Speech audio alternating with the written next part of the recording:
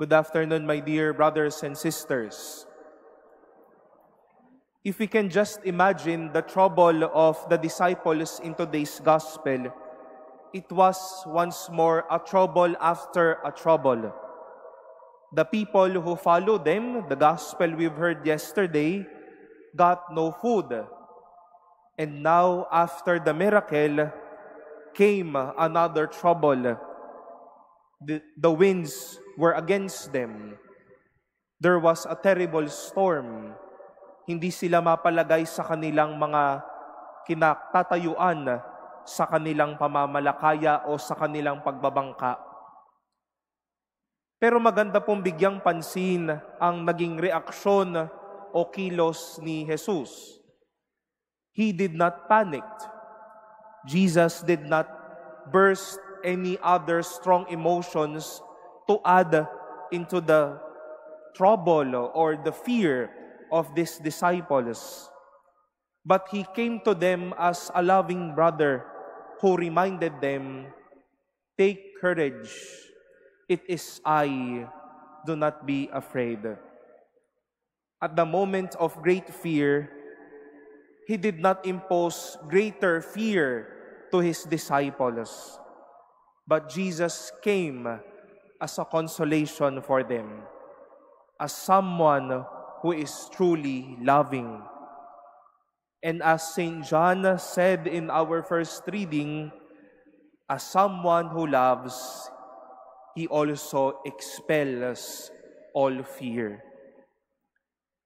Jesus sets an example for us today.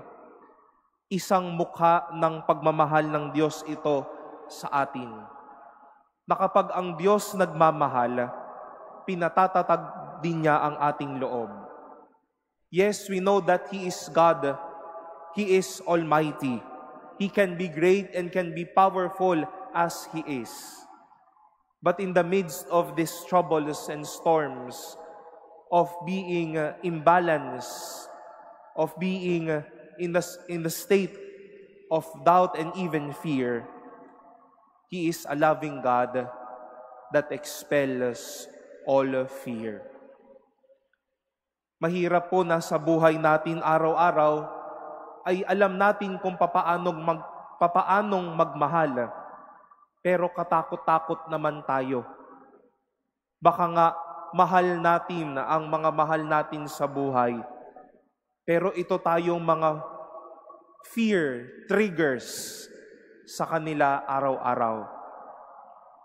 We might come or appear as loving, as consoling, as bubbly as we are, but some may find us fearful. Maybe we can even be approachable because just looking at us, we might be the fearful icon that others may see. But my dear brothers and sisters, a loving person is not an object of fear. Kapag nagmamahal, hindi katakot-takot. Kapag nagmamahal, nagpapahinahon ng tao. We will be encountering many people, many faces of trouble in the lives of people every day. Hindi po nila kinakailangan na magdadagdag ng chaos o ng takot sa kanila.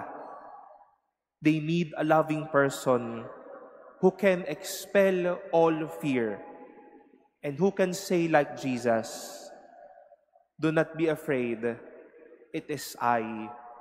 Take courage."